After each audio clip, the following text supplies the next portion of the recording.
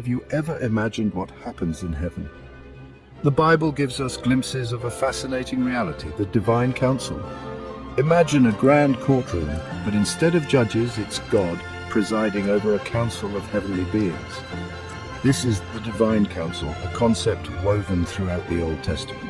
This council isn't just a random gathering, it's where God interacts with spiritual beings, making decisions and carrying out his plans. It challenges the idea of God acting alone, showing us a God who works through others.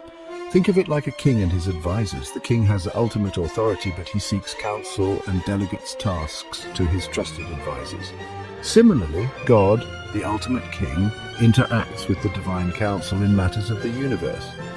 Understanding the divine council opens up a new dimension to our understanding of God's interaction with the world and our place in it.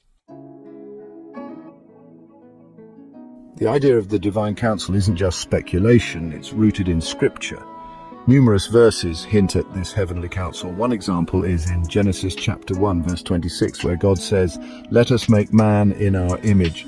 Who is the God is referring to? This suggests a plurality in the Godhead and hints at the presence of other beings involved in creation. Another compelling instance is found in Job chapter 1, verses 6 to 12, where the sons of God present themselves before the Lord.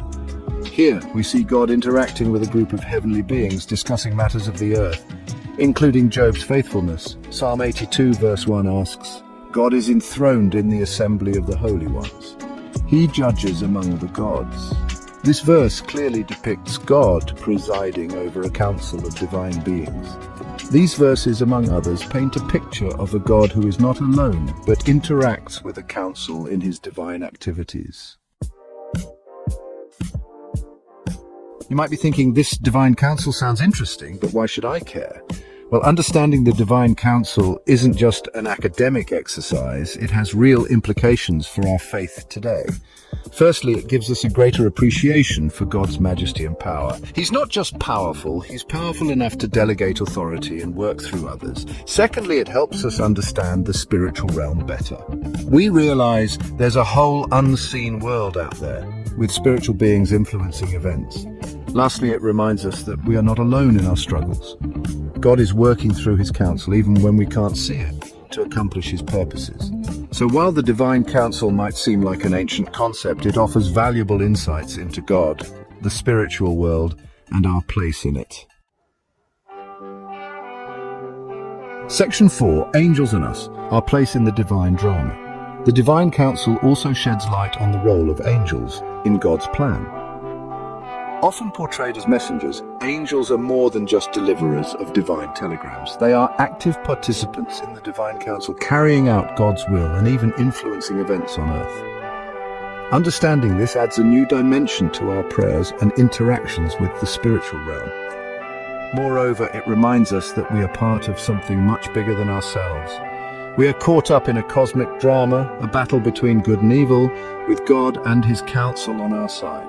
This realization can be both humbling and empowering. It humbles us to know that we are not the center of the universe, while it empowers us to live boldly, knowing that the God of the universe, with his mighty counsel, is on our side.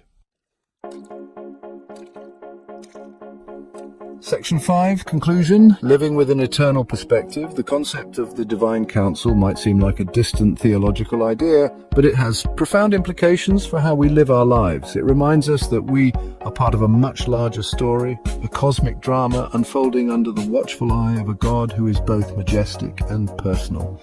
As we understand the divine counsel, our perspective shifts. We begin to see the world not just through the lens of our limited understanding, but through the lens of eternity, recognizing the unseen forces at work and the God who orchestrates it all. This knowledge should inspire us to live with greater purpose, humility and confidence, knowing that we serve a God who is both intimately involved in our lives and reigns supreme over all creation.